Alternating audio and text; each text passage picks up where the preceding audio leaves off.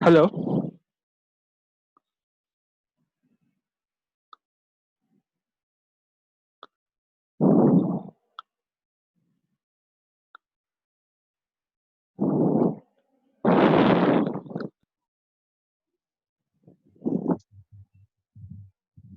Hello.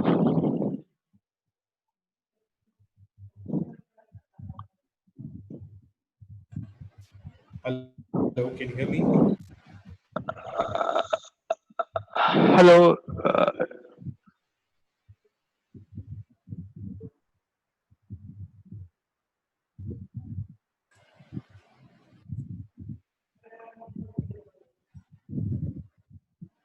Hello. Uh, so, uh, Nilesh sir has joined the meeting. So let me directly hand it over to him. Sir, is it audible? Yeah, it's audible. Am I audible? Yeah, you are audible. Yes, sir. Okay. Should we wait maybe 1 or 2 more minutes, or should we start off?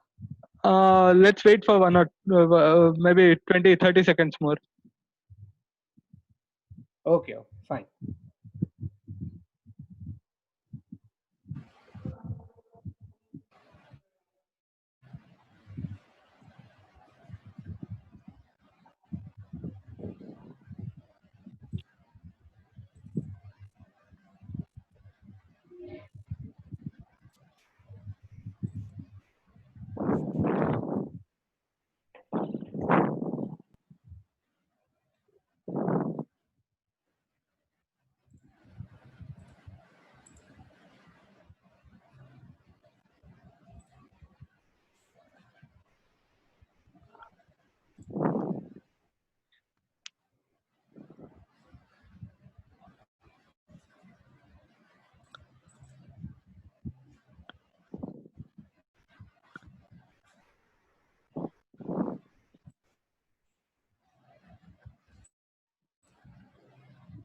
So yes, sir. Let's just start. Maybe if, with a brief introduction, we'll just start, and then maybe about investments, what investor looks for.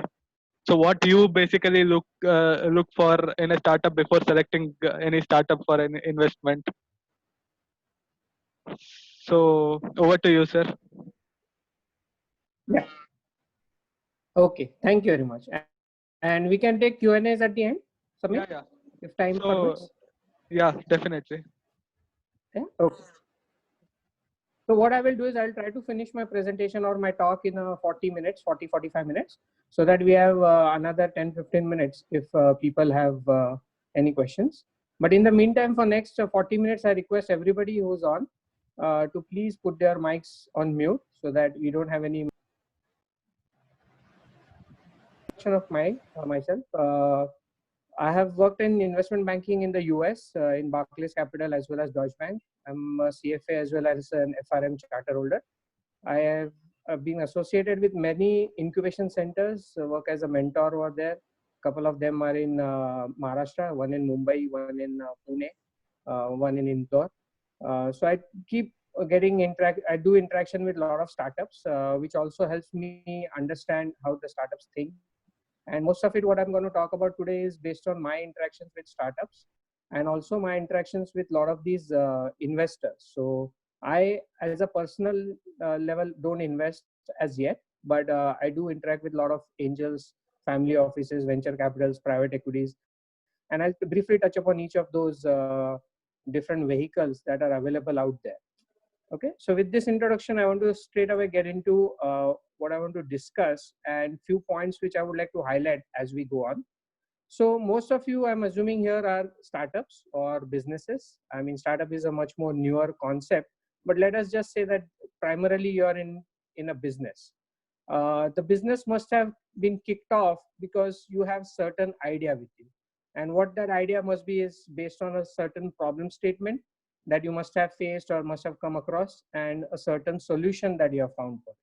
So one of my favorite examples is an Ola or an Uber, where cab services is not something new, but there was a need, there was a gap. And the gap being that typically cab services in Mumbai, you have to go and find a cab. They may or may not come. They may overcharge. So there were some gaps in that whole demand supply for the in the cabs. So that's where Ola Uber probably saw an opportunity, and they have executed it to the T, and hence they have some of the successful ventures that we are seeing around. So the point being that you have to have a clearly defined problem statement that your startup is going to solve. Secondly, your business idea is not necessarily your business model. You have to convert your business idea into a model. I have interacted with a lot of startups, and they always are stuck with an idea, but they have not really thought or converted it into a model.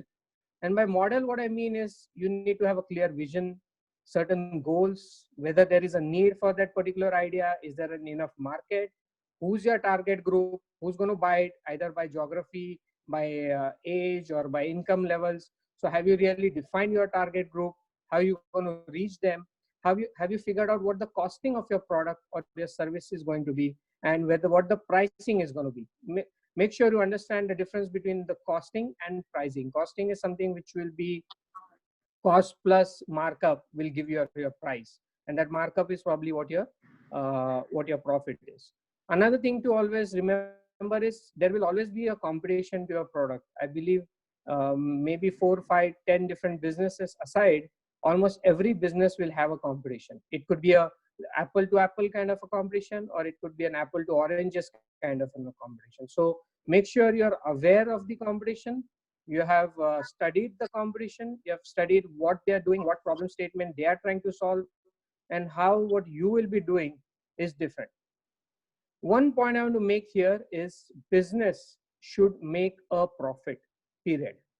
That is for sure. And that is one thing I want to inculcate in a lot of startups, where they have an idea, they are not really looking at profits. What they are looking at is valuations, chasing investors. Try to change that mindset a little bit. Your mindset should be whatever you want to do, end of the day, maybe 1 year, 5 year, 10 year down the line, it has to make profits, right? So one other point is idea is typically I would give 20% weightage to the success that will lead to, and 80% will actually come from execution.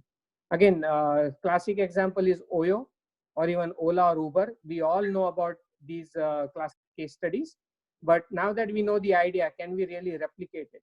So it's not just the idea. Idea is important. The timing of the idea is important. The need of the hour, based on that, whether the idea is solving the problem, is important. But execution is probably more important than just the idea. So always be focused. Be focused on executing whatever brilliant idea that you have. One another point I would like to make here is always make sure that you are actually chasing customers and not investors. If you chase customers, you build your business, you make it profitable, investors will automatically come. If you do it other way around, it's not necessarily that the investors may also come and the customers may also come. So always, please, it's a request to all startups that put this in your head, that let's chase customers rather than chasing investors. Okay. So typically when investors are looking at different startups, like I'm being told Mumbai Angels gets almost 7,000 pitches a year, right? So there are a lot of pitch decks floating around. There are a lot of startups out there. So what are some of the key things that some of these startups are looking at? So they're also trying to figure out how the journey has been for a particular startup. And ideally, your startup should start off with bootstrapping, with your own personal funds, savings, maybe your family, friends, or near and dear ones who know you. Because the investor always says that if your idea is so good, it's going to be profitable, why is it that you or your near and dear ones are not ready to take the risk? If they are not ready to take the risk, how you expect us to take the risk?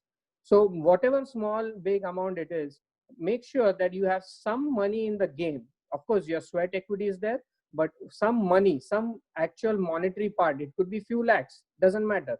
But something, some skin in the game is needed, especially when you're going for a seed kind of a round or one of the early stages round, where they will always ask, what has been your contribution?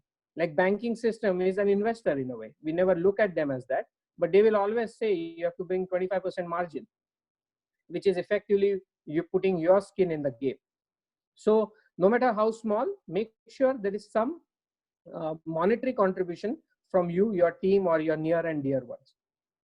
Typically, investors don't prefer investing at idea stages.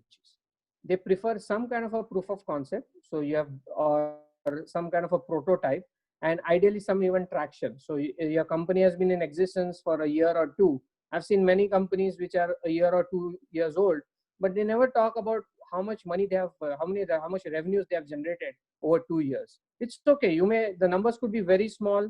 Your profits may not be there, so you're having losses. It's okay. But still the company, the investors, they like to look at some traction in your business. Means you're basically having some paying customers. So unless they see some kind of that, just at idea stages, I've seen very few pitches having get funded primarily on the idea stages. So don't be too make sure that you have some kind of a proof of concept or a prototype, or even some traction going on before you actually go to the investors. We keep reading a lot of deals happening in the news, but if you look at the statistics, it's actually 1 in 40 or 2.5% of the deals that, I mean, people who are seeking funds actually get closed. So 97.5% of the startups are not getting funded, right? So we have to make sure that we are in that 2.5%. The key word here is also curated. Whether your business is curated, your overall business model is curated, and that is what, when we look at some of the deals, we call it whether you're fundable. And typically when we look at any deals, or some of the investors we interact with look at the deals, they look at 5 key points to figure out whether a particular startup is fundable. First one is, are they industry leaders or kind of a first mover, or some kind of an innovation? So it could just be an incremental innovation. For example, the Ola or the Uber case that I just spoke about, it's not a totally new business, but there is some technology implementation. So some of the innovations could just be incremental innovations, or some of them could be totally revolutionary innovations like the smartphones could be. But in between, most of the startups that I come across are having some kind of an incremental innovation. But are you the first mover? So making sure that some IP is there in your particular idea. Secondly, as soon as you're in the market, there will be other people who start who will start copying you. So whether you can really maintain the competitive advantage, that's important. So hopefully whatever technical or whatever IP that you have, intellectual property you have, you will be able to protect it, and it will go a long way in sustaining your business. Third is this business going to make money? So I've seen many startups, many ideas where it's a brilliant idea, but it may not actually make money because there may not be any need at that time, or there might not be enough people who might be willing to pay that price at that time. So third thing is whether this business will make money. Fourth thing is, as an investor, whether this startup will make me money. The business may make money, but not necessarily that the startup may make money. And how they will make money is, the entrepreneur is focused. They are not wavering every day, coming up with a new idea. I've seen many startups doing that. Every 6 months, they are having something new that, okay, let's do this, let's do that. As an investor, if I give you my money, I want to make sure that 24/7, you are working towards increasing my money. So whether you can actually increase my money is what an investor is looking at. And fifth, and the most important, is whether it is scalable. And that's why you'll see many of the startups which are getting funded are the ones which are technology driven, because technology can actually scale you up exponentially. Some of the other businesses like F&B, like food and beverage businesses, are much more capital intensive and not so much driven by technology. When I say technology, I'm saying IT technology, and that's why the scalability may not be there. But some of the deep tech or the fintech or these AI, IoT kind of driven things, those kind of startups can achieve high scales. And a lot of the deals that we are seeing in the market are typically in this space. So those are the 5 key points, and I'll repeat it quickly. 5 key points: whether there is some innovation, some kind of an IP, are they a business leader? Whether second point, whether they can maintain the competitive edge or the advantage that their IP is giving them. Third, whether they will actually make money. Fourth, whether they'll make money for me or whether they'll help grow my money as an investor. And fifth, whether it's a scalable model. So these are the 5 things. So once we have this, we say that, okay, your project is fundable. But secondly, are you funding ready? As a startup, you may or may not be funding ready. And how to create a funding ready startup is, there are a few points that I've listed down and I will try to share with you. One is having a strong, and second important point, trustworthy team.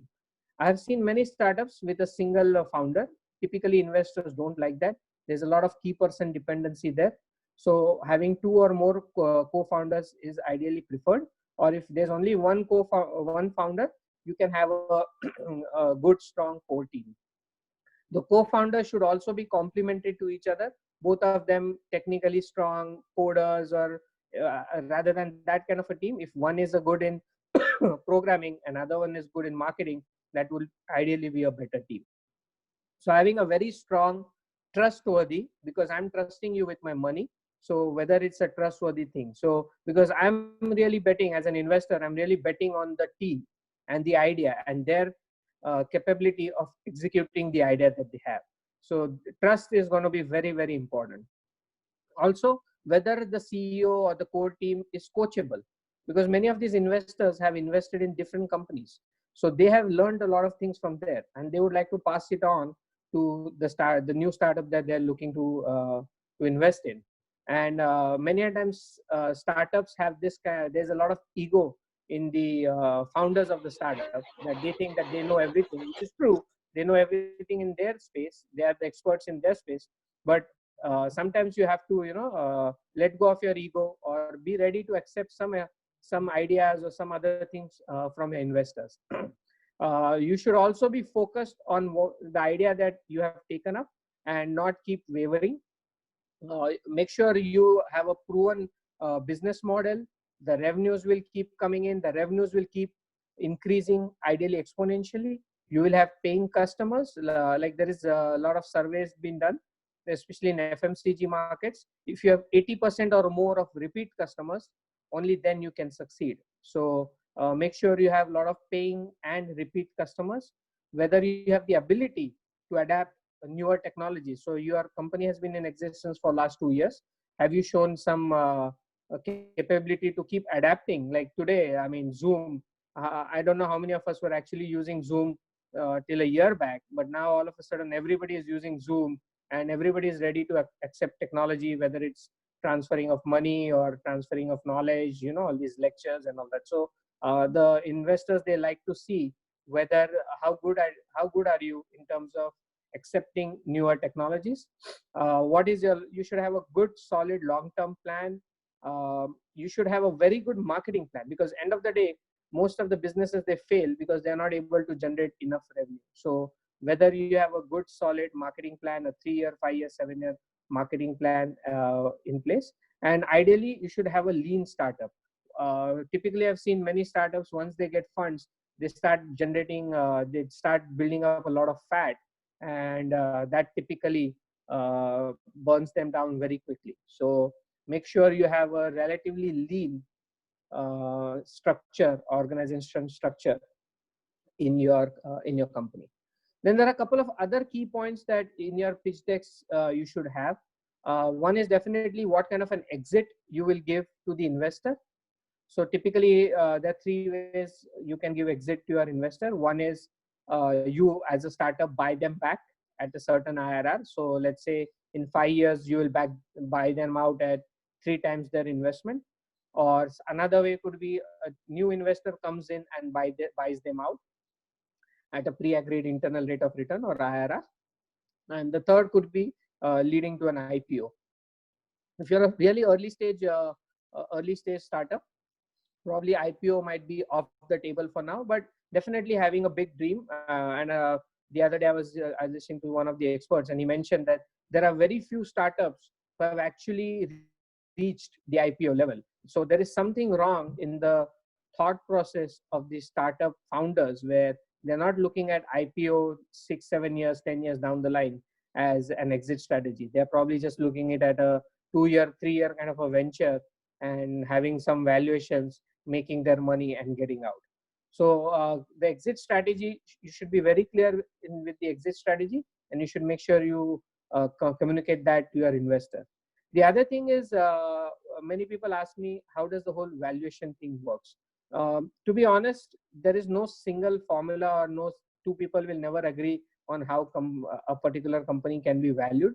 But let me give you a simple way that if I put in 1 crore, and if the business is going to generate what we call a EBITDA, which is the earnings before interest, tax, depreciation and amortization, and if the EBITDA is 10 lakhs, that means it will take me 10 years to recover my money back.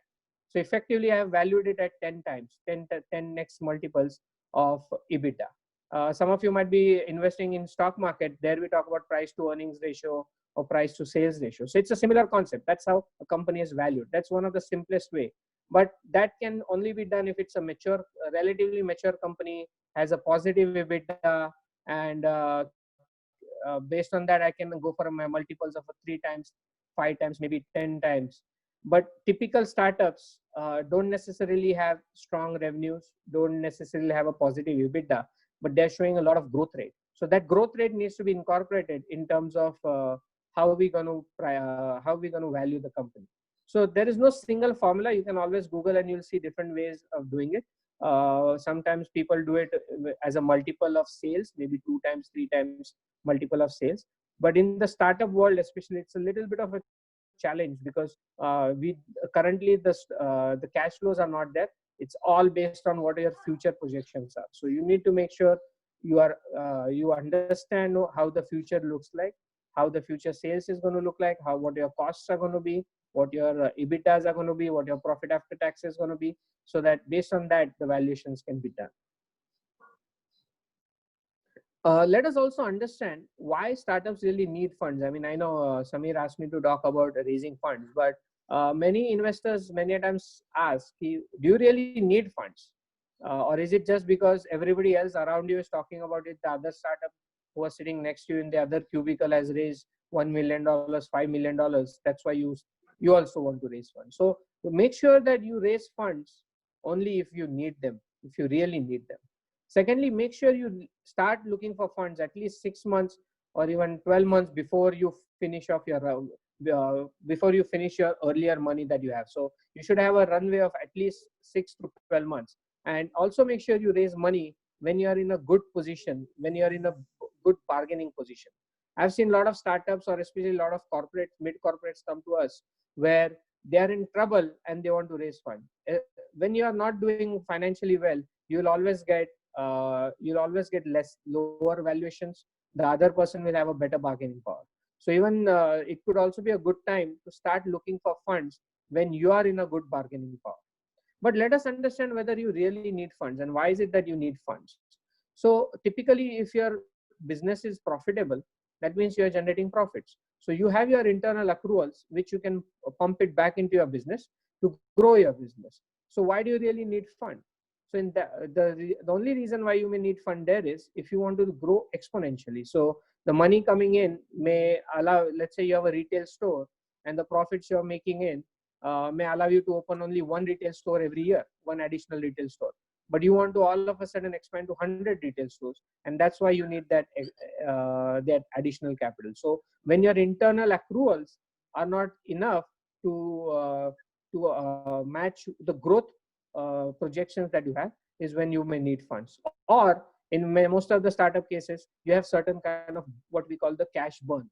So your expenses or your outgoing is actually more than your incoming, and that's where you need someone to basically keep funding you for you to turn around. Like let's say the likes of Oyo, where Oyo has been burning money, Ola, Uber. You take most of these so-called unicorns, they all have been burning money. Their net profits are in red. So they need some investors to come in and keep funding them. So the burn is typically because you may have some development costs or some kind of sunk cost.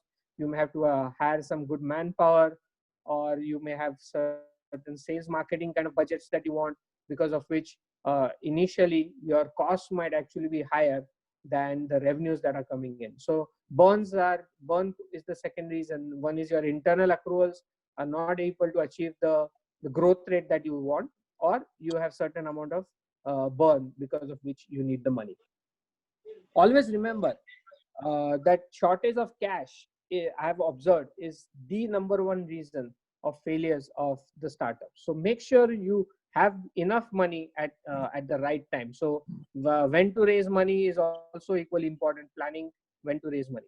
So let's briefly talk about, and I'm assuming most of you are already startups, and I'm sure some of you may have already looked out at these options. But there are multiple options where you can look for funds. So I'm going to focus primarily on the equity on this call. So angels typically where up to maybe 5 to 10 crores. So there are a lot of there's a Mumbai Angels group, there's an India Angels group. So there are a lot of other angel groups or independent angels who are looking to invest in. So at the early stages, angels might be your best bet. Then obviously down the line you may go for your series A, B, pre-series, whatever names you want to give it, and that's when a lot of these so-called venture capital funds may come in. One advice to all of you over here is choosing the right investor is also very, very important. So when you have your first round of investment done, and when you're now looking for the second round of investment, that investor will always ask you who has invested in you before. Or even when let's say I'm looking to invest in you, I will ask who other people are looking to invest. So choosing the right investor is also important. There could come some time where you are desperate, someone is willing to give you money, but it may not be the best decision you may take if you look at from the long term perspective. So please, choosing the right investors are important. Many a times these investors can open up a lot of gates for you. Like I don't know name a particular pharma company, but when City Venture came, they were trying, that Indian big pharma company was trying to crack into the US, but only after when City Venture came in, invested in them, they were the gates got open, the US was open, and they were able to expand into US. So a simple the right investor is very, very important. Please make sure you remember this. Then you have another pool of investors which are typically, which we can call them private equity players, but ideally they look at what they call vintage. So you need to have at least 3 years of balance sheets. Primarily it has to be a positive EBITDA. If it's a negative, they don't venture into some kind of burn kind of ventures. They try to look at companies who are making money, but who want to achieve certain kind of 5x 10x kind of a growth. Then there's another relatively untapped pool of money, which is the family offices. So there are so many companies who have sold off their companies, and now they are sitting on a pool of 500 crore, 1,000 crores, and they are looking to invest in different ventures. So you can also look at tapping into some of these family offices. I know all these IT bigwigs have their own family offices who invest in different startups at different stages. Then there are certain impact funds. So for example, there's a Dutch Good Growth Fund. There's an Asha Impact Fund. So these are looking to invest in certain kind of startups who are creating an impact at the bottom of the pyramid. So microfinancing, low cost healthcare, some of these things. So there are a lot of different funds. There's a website called sumhr.com, which will actually give you a list of more than 250 venture capital funds, as well as around 20-25 family offices. So you can visit the websites of individual funds and try to understand what is the strategy, what are the ticket sizes they look to invest, what are the industry sectors they look to invest, and based on that, if your startup falls under them, then you can always reach out to them and start off your some kind of a dialogue. There are many other tools available. Hello, There are a couple of websites called CB Insights, VC Circle, and obviously creating a network. Like I think Goa has a network of almost 80 startups. So creating your own network through whom you can reach out to different investors is the way to go. Okay. So I think I'll pause here. And Samir, can we take some questions? Hello. Nilesh, Yes, I can hear. Dr. Kondekar here. Yeah, Okay, I sir. have a small question. You have narrated nicely about the intellectual property, the cost, initial cost, maybe for one product, or two products, or three products, because I'm talking in in relation to food industry. So there are many products initially, but start with they will have one or two products. So they have to take cumulative uh, intellectual property IP, or singly they have to go. That is my question. Okay, so first I slightly answer your question, give a slightly different answer to your question. That there are Okay. lot of schemes available from the government, Mm-hmm. as well as for if you are from engineering colleges, AICTE also gives you scheme where they fund your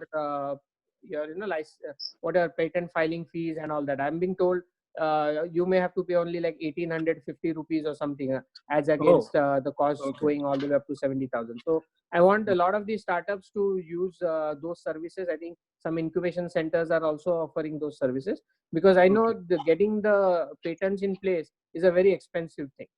I know. Coming back to your exact question, it will depend. I'm not an IP or a patent lawyer or an expert. So I will connect you to certain experts who are working in this space, and they can guide you, because patent is typically widely used in the pharma industry, where you are either patenting your molecule or the process. So while like I've seen the patent for the drug for COVID-19, flavirapir, that has been developed by Japan. So the patent, if you see in that patent itself, there are 6 different routes that the particular company has put in. So you can have multiple things also in a single patent. But like I said, I would not claim myself to be an expert in the IP, but I will give you a few contacts, Dr. Kondekar, who can guide you exactly on how the whole patent thing works. But my second point was, there are government schemes to support you. So I would encourage a lot of people who are not going for patenting because of the money part of it. Definitely there is a work around to it. Samir, does Goa Incubation Center help out with that?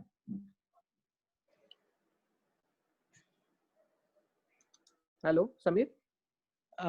Yes, sir. So there are actually many schemes running out there. So one which I know is there is Goa Startup, Goa State Innovation Cell. So that has got some uh, schemes for patents. So they do it on behalf of the entire startup. So they do it for you. So maybe that can. That is great news. Thanks, Samir. Right. So maybe we can be connecting you to those people, sir. Yeah, okay. Because some of my students, after passing out grad and postgraduate, they don't know how to proceed further, whether to go for a job or whether they want to become entrepreneurs. So in that context, I wanted to know this information. Thank you. Thank you, Hello. sir. Yeah, next question, please. Hello. Yes. Yeah, this is Sujit here. Yes. Can I have some more information about this impact funding? You mentioned some sites and some funds about it. So if you could throw some light about this impact funds, it would be much of help. So the word impact, as it means that it's going to make some impact for bottom of pyramid, so the lowest strung population of the world in general, and India. So I mentioned the Dutch Good Growth Fund, right? So they are investing in India through Avishkar and Ankur and 2-3 other names through whom they are investing in India. Hello. Okay, that is good news. Yeah. And then there are few. I mean, I have, like I mentioned, maybe you can drop me an email later on. I can. There's a whole list that I can tell you who are funding it. So the point I try to make is, based on what your size of your funding requirement is, what is the kind of sector you are in, you need to approach a particular fund. For example, some funds may be focusing only on IT or deep tech, artificial intelligence, ML. So if you are in a food, approaching them will not make sense, right? Secondly, you may need 1 crore, but some of these funds are going to invest in tranches of 5 crore or above. So again, they are not the right. So a little bit of study will have to be done based on the because most of the funds are sector, they are not sector agnostic. They are typically focused on certain sectors, and they are also have their own ticket sizes well defined. So anything less than that or anything more than that, they don't do. So I just wanted to understand regarding this. Yeah, I just need some more info about it. I just wanted to understand how does this impact funding come across in terms of how it evaluates a company, how the impact is seen on a social thing. On a, say for example, a startup is working on something technologies for the rural. It has both high tech and a connect with the rural industry. So how does this work in terms of impact funding? Right. So the good thing about impact hello, funding is, Nilesh. yes. In relation to that, I'll add one question. Applicability of Industry 4.0 in food processing industry. Yes. Yeah. So you can give answer on that aspect also. Okay. Whether the industries in Maharashtra particularly can take up that. Okay. Because the size, I'm told that size should be bigger, that capital investment will be higher in such cases. That is my question. Okay. So first, let me answer Sujit's question, which is on how do the impact funds work. So typically, impact fund have been started by let's say the likes of Asian Development Bank or certain governments or certain family offices of let's say Bill and Melinda Gates, some kind of those. So they are not necessarily looking at higher rate of returns on them. So typically, where a private equity is looking at 25% or more, these funds are ready to take a smaller kind of returns. And again, they have their own mandate. So Avishkar has received impact funds. So they are looking at how many people will get impacted. What is the benefit out of it? So for example, they have invested in a company called Milk Mantra in Odisha, which is probably the only organized private dairy in Odisha, where Odisha is relatively one of the most backward, considered to be one of the most less advanced states in India.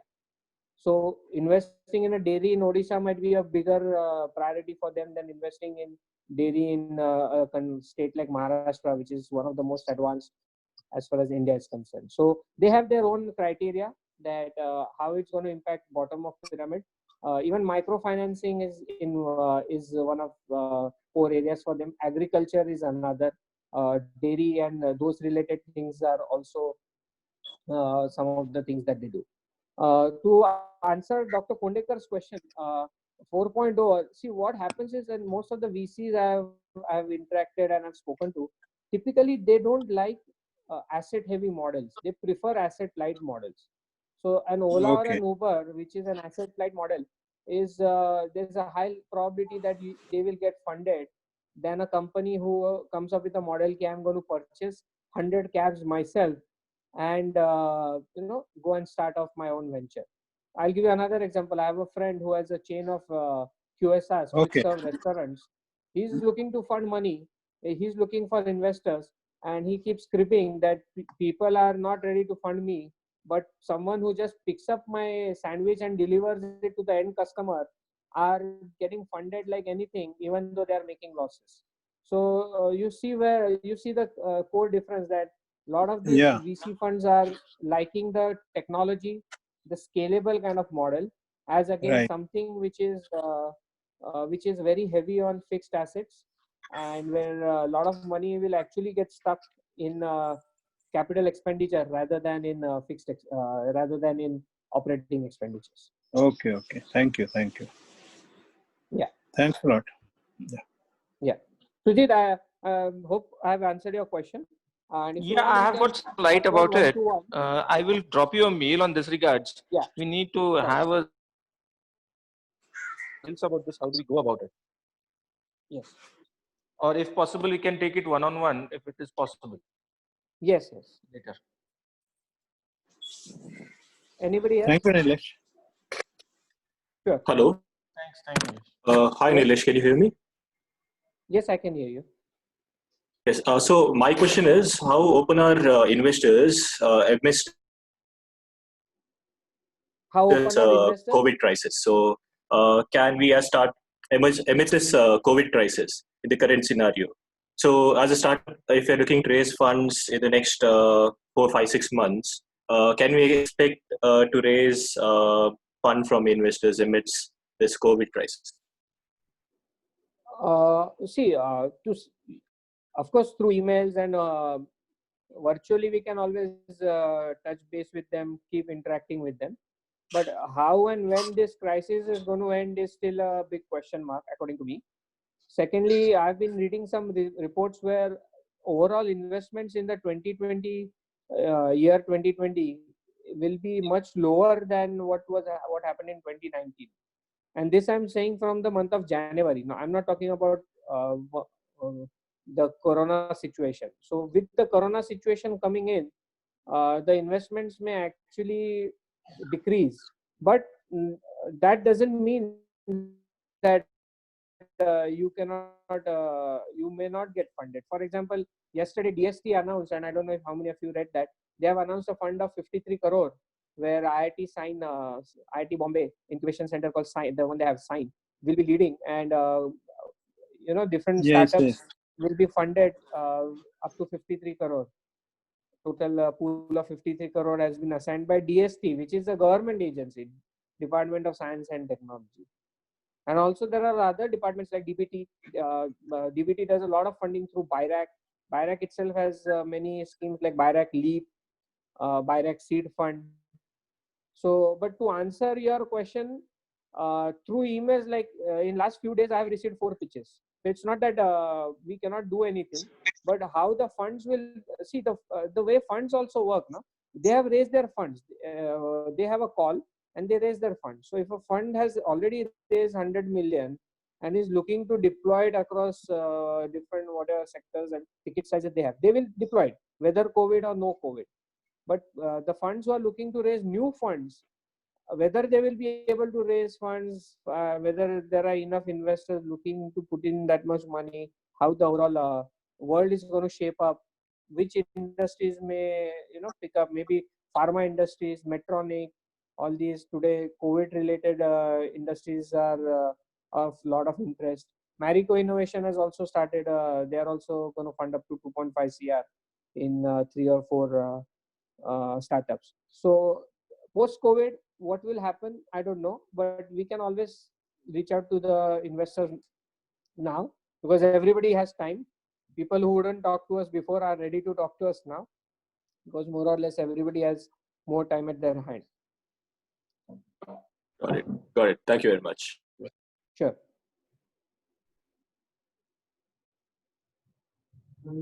Anybody else?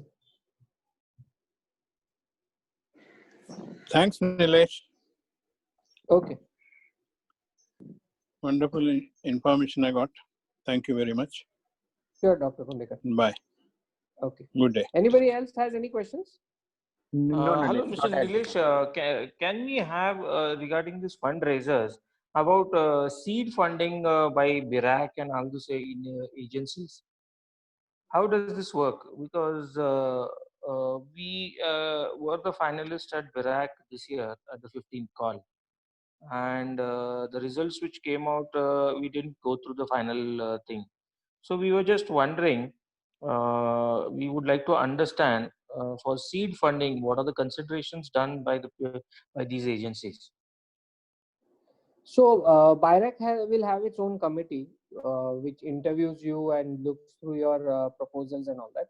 So typically the funds or the grants that they give are totally they're focusing more on the innovation part of it, because my experience is most of these committees have a lot of technical people. So they are looking from innovation part of it. The business part of it is slightly not weighed in at some of the earlier meetings. So whether it is really going to solve some kind of it's really revolutionary, something totally new, it's need of the hour. For example, I'll give you an example of mango processing. So post mango processing, there's a lot of mango skins and mango stones that is generated as waste. So if there's a startup who will come up with some kind of solution and creating some value added products, for example, nutraceutical products, and has a supply chain in place, then the committees will look at it in a much more positive way, where they are looking to generate waste for wealth from waste, at the same time generating innovative products, creating employment. So they will look at a holistic project, holistic kind of a startup, but which has to be predominantly innovative technology. Okay. Okay. That's good info, Mr. Nilesh. Yeah.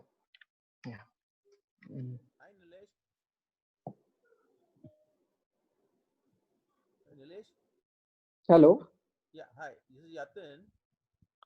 Yeah, I can barely hear you. Yeah, hi. Hello. Yeah, can you yeah, hear go me? ahead. Yeah, I am Yatin. In case I have some queries, can I email it to you? Yes, no problem. Yeah. Okay. Can you share your contact details, Mr. Nilesh? Samir, is that okay? Or Yeah, sir. So it's your call. yeah, I mean, if they Google me, they're gonna find me anyways. Mm-hmm. So Yeah, my email I've just address sent is you. Nilesh Lele, NILESHLELE, Nilesh Lele @gmail.com.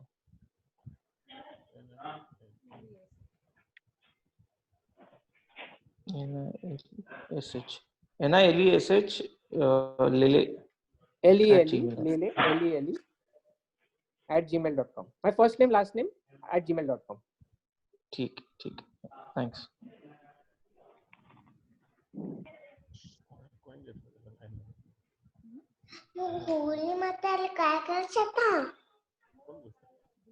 So any more queries, people?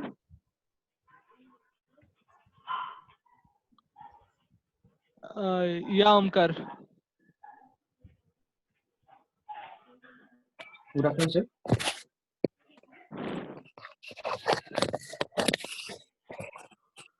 Yes, go ahead. I can hear you. Sir, I'm a first year student at ICT Mumbai, Marathwada campus, Jalna. Being a first year student for startup in future, what steps can I take right now? What extra knowledge do I have?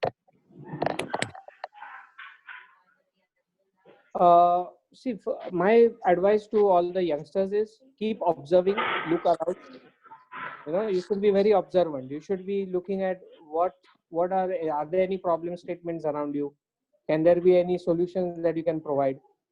And since you're a first year student, you can also now itself create a team, 2-3 people. I know in your final year you'll be having a project which will be like a startup. So from now onwards only you start thinking, what is it that, and I told you everything, your startup should be scalable, it should make money. So whatever idea you have, it should make money. It's a business, it's a startup, you have to make money. When it comes to investors, then there are slightly different things. Whether it is scalable, how much money you need, when will you start making money, will me as an investor, when will you return my money, and all those things. But if you're not looking at it from the investor point of view, then definitely look for opportunities. Like Marathwada, there are so many opportunities, there are so many processing opportunities that you can look up and come up with some idea and just execute it. Yeah, thank you, sir. Okay.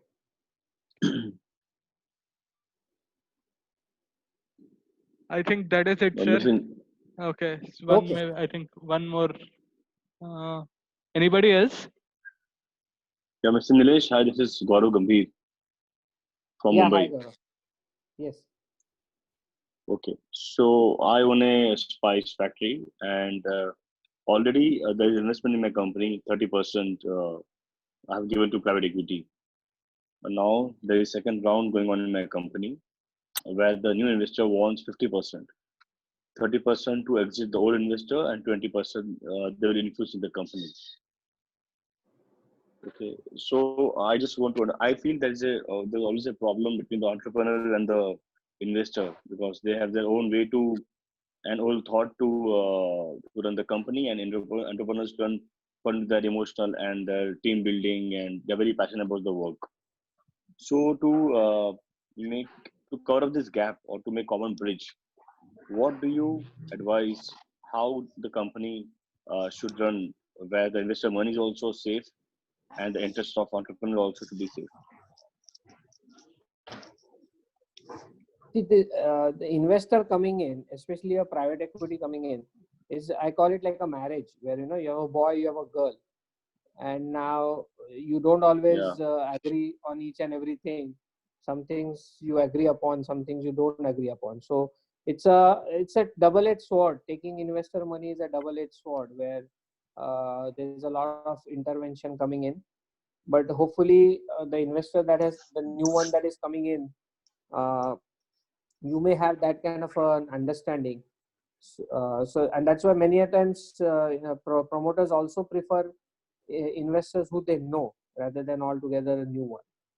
So it's a tricky thing. I mean, we have heard rumors about CCD also. I don't know how true or false they are, but when the CCD promoter was found dead, there was some speculation that it was because of the investors, the pressure on him. So it's a balancing act that as an entrepreneur you will have to do. Typically, you are passionate about your venture, your startup, people, your products, and investor is primarily passionate about making money. So the balance. But honestly, so to interrupt, but what you mentioned about CCD, it's the same with the company called Mayas in Bangalore, if you know. So lots of companies in India are really facing this big challenge because they have problem in operations. Okay, so I think we know the problem, but I am expecting some good solution from your side. There should be some good solution or some consulting service or some, I don't know what all. Like there should be some outsider to step in the company and make a common rules for both of them. Yes. So I'm just trying to figure out or search for some consulting service or someone who can really step in the company and make everything very legal, official. कि operations आप देखोगे कि वो नहीं देखेगा, because when the nominee director comes in the company, he has his own background and own expertise. So I don't know how to Correct. give answer to that. Solutions. Yeah. So you have made a good point that some third party intervention can happen, and some ground rules will have to be laid. SOPs will have to be laid down, and what falls in what domain. And then see, typically when things go well, like we say in cricket, in Indian cricket, when things go well, nobody complains about anything. Only when things go bad, the complaining and the problem, the finger pointing will start. So we will have to first only decide on the timelines, like the milestones, then who's responsible for what, when can an investor intervene, few things like that. So, but like I said, it's a marriage. Okay. So end of the day, the boy and the groom and the bride will have to both step forward one step at a time and try to work it out. But Gaurav, we can talk it offline also. There are companies who provide these kind of services, but typically these are also mature. I mean, they may have their own legal team, their own all teams. So it could be worked out. No problem. Thank you so much. Thank you so much. Sure.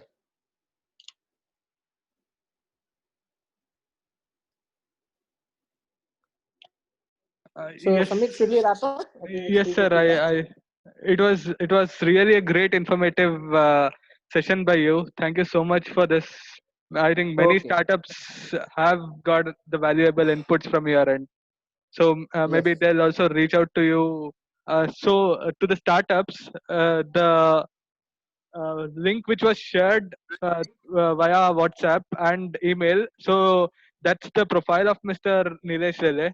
So you can reach out to him over LinkedIn, and he'd be probably helpful enough in engaging you offline as well. Thank you so much, sir. It was a great session. Thanks a lot. Thanks a lot. You. Bye. Bye-bye. Bye.